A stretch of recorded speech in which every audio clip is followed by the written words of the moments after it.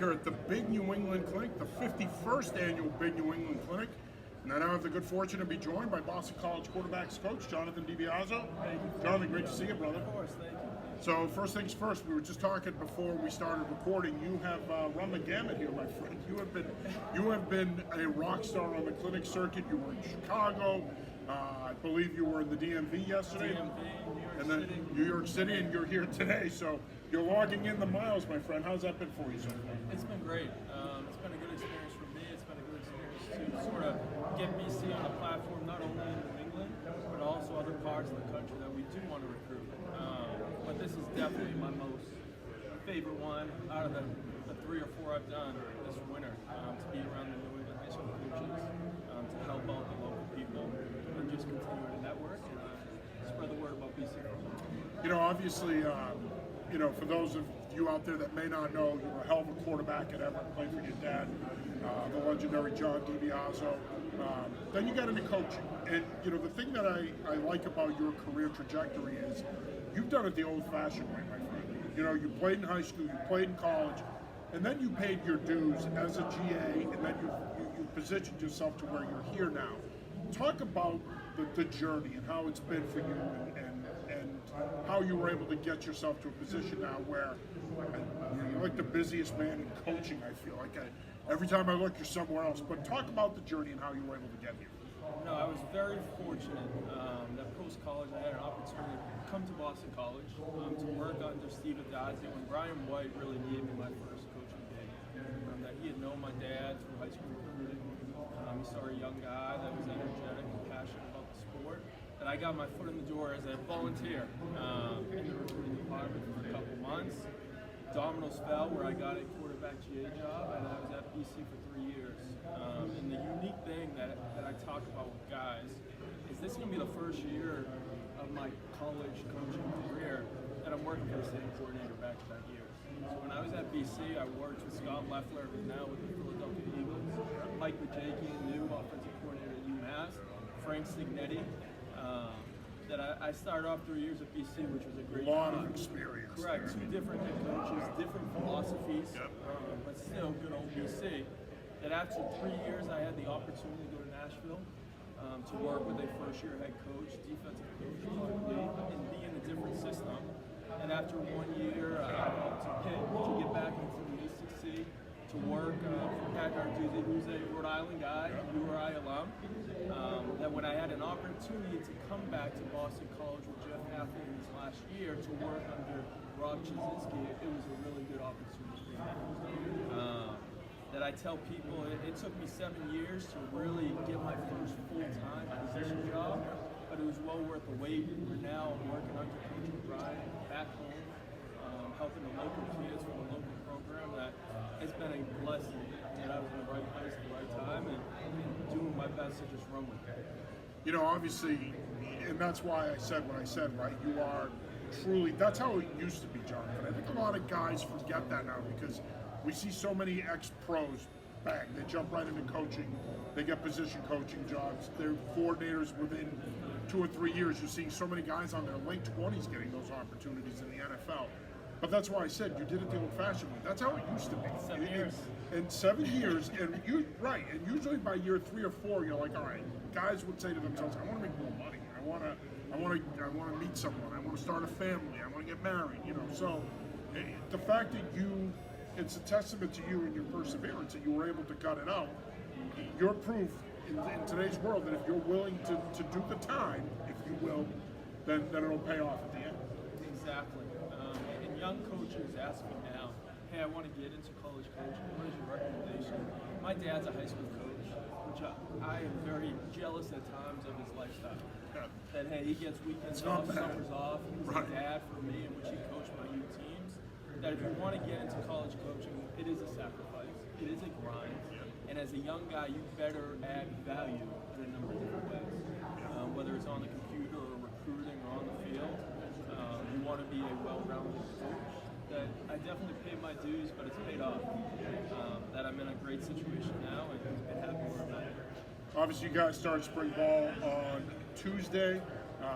2024 is in the rearview mirror, moving towards 2025. Spring ball, is a start of the new year, in my opinion. You're starting the new season. Just some early thoughts on starting spring football and what your expectations are, specifically for the quarterback position. No, it's an exciting time to be at BC. Right now, we have a really competitive quarterback room. Grayson James returns, who did a tremendous job for us last year.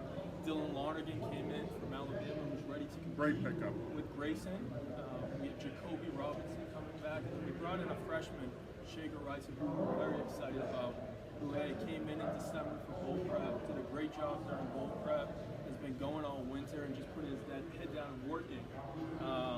That we're excited that our quarterback room right now is filled with competitive guys that are smart guys that love football, that it'll be a good opportunity to get 15 practices in and build on it so we can head into the summer ready to go before training camp. How much, we talk about the changes in the college football landscape, Jonathan, and how much it's changed now with the portal and NIL and all that other stuff. Obviously, it's starting to have its impact on the way you operate too, right? Not just from the portal financial side of it, but also the way you structure things. You guys are not going to be doing the spring game this year. Does that change anything in terms of your thought process, in terms of how you approach these 15 practices? I would say no. For us, we're not doing the spring game. That was Coach O'Brien's decision. Which is a trend. It's a trend called, right, exactly. A lot of schools are going in that direction. That college football is in a unique state of NIL and transfer portal that I work in. That's what's driving it. Correct. That for us, we just talk about in our room, hey, we got 15 opportunities to get better, 15 opportunities to become a better leader, a better player, to compete. That's our focus. That I believe the guys we have on our roster right now and the guys in our quarterback room aren't thinking about that stuff. They're just focused on how can I help the team. I love Boston College, and hey, how can we win as many games as possible come the fall? One of the things that I think resonates with me is, and I've talked about this with people, is your depth. And it speaks to the job you guys have done in recruiting and managing the portal and using it to your advantage as well. But that depth is going to be a big part of your success this season, because you have so many guys now that can step in and play key roles on both sides of the ball. But talk a little bit about the offense and your thoughts on, where you guys are right now in terms of your skill group and what you have back. Obviously, you got to replace some big names up front with Ozzie and Drew and Jack, but you also have some really good talented players coming back that are going to help this offense stay on schedule and stay in ball. Correct. And this will be my 6th year overall at Boston College. That confidently I can say this core of skilled guys is the most exciting group I've ever had. Yeah, it's a good group. That our staff has done a tremendous job recruiting the right guys that love football, that have high upside, and maybe are developmental guys. But at the receiver position, we bring back the majority of our production. We have some young freshmen who are going to step up. We brought in a transfer from Campbell, who we're very excited about. That room is as strong as ever been. And then you talk about the tight end room, Jeremiah Franklin comes back. We add a transfer, Ty Lockwood from Alabama. Depth as well within the freshman, the recruiting class coming in. And then the running back room, in which we bring back Jordan McDonald, who did a great job for us late in the season. Turbo Richards, as well as Alex Boone coming back, David Jones, younger guy. You got 4 guys right there that can do different things. Exactly. That we're excited. And then on the old line room, you bring back guys, Logan, Taylor, Jude, Bowery, Dwayne Allen, who have played meaningful snaps, that will have a chance to play at the high level, as well as young guys that I think are anxious at the opportunity to fill roles that we're excited. We haven't done anything yet. We got to have a great off-season, spring, summer, training camp, and put a product on the field come training or from fall that people are excited about. But we got some pieces we believe to have a special. Obviously, you guys, I feel like every Boston College coach, every UMass coach has said this through the years. We're going to put a fence around Massachusetts, we're going to put a fence around New England. But you guys are really practicing what you preach. I mean, you truly are. Best example of that is your 2026 class. Correct. I mean, you look at what you did last year, adding, Mackay, adding Bo, adding some of the guys you added. But then you look at that 26 class, and you really truly have put a fence around the perimeter in Massachusetts, special. No, we're trying our best in that front. Right now in the 26th class, 7 out of our 9 commits are from New England. A lot of from the Catholic Conference. Some from the prep schools, one from the public school that I can't talk about the kids individually.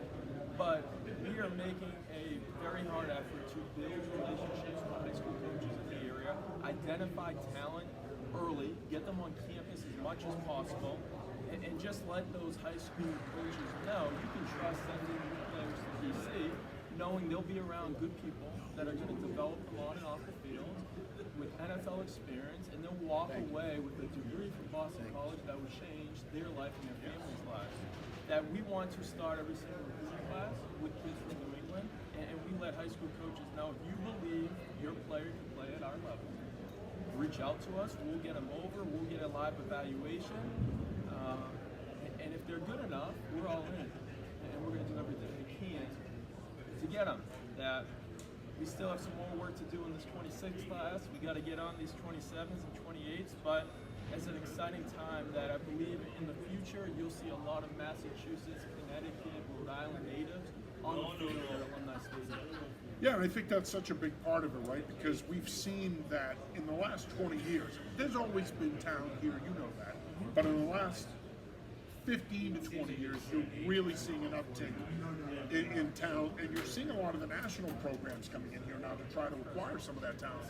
So I don't think people realize the fact that you guys were truly able to put that fence around New England and get those kids to stay, specifically the Massachusetts kids. Again, I think it speaks to what you're doing there right now. It speaks to Bill's reputation. It speaks to the staff he's put together. And of course, you hit the nail on the head. It speaks to the quality of the education. I mean, you guys say it all the time. It's a 40-year decision if you commit to Boston College. It's going to pay off down the road. But it has been really impressive to see what you guys have done because, as I said, you put your money where your mouth is, and you're keeping those kids. Yeah, and that starts with Coach O'Brien. That when he was hired, he established his staff. Hey, focus number one is we're going to keep the best kids home, and we're going to build our roster with kids from New England. That it's a no-brainer in my opinion. Hey, you can go to school at BC, play in the ACC, play under Bill O'Brien, and your parents can see everything. And we have kids now on our roster that on a Saturday or Sunday they want to get a home cooked meal. They drive to Dorchester and they get a home cooked meal. That and then they're playing big-time college ball and getting a big-time education. in front of their friends, family, and walking away with a degree that is worth over $500,000. That, like I said, we've been successful this past year. It's just year one. Can we do it year 2, year 3, year 4, and keep the local kids home? We're going to work our butts off to do that. But we're excited about the young talent coming up in Massachusetts, and we hope that, hey, they believe in the same vision. You know, obviously, you'll get through spring ball. You'll be done by April with that, and then you get into camp season. So, with that being said, before we wrap up here, of course, as much as you can share, what are some key dates coming up in regards to Boston College football that people should be out there, specifically young men who are interested in playing in the program? So Coach O'Brien put myself and a couple others in charge of camp this summer, which I'm super excited about.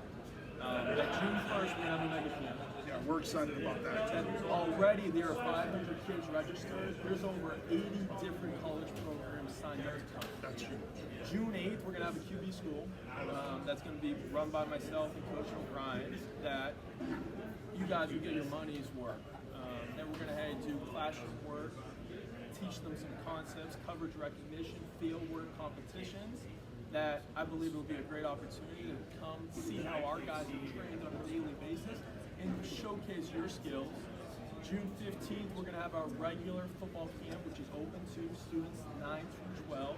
And then June 22nd, we're going to have an underclassmen camp that is going to be strictly, hey, rising freshmen, sophomores, juniors, focus on the young guys so we can identify those guys early.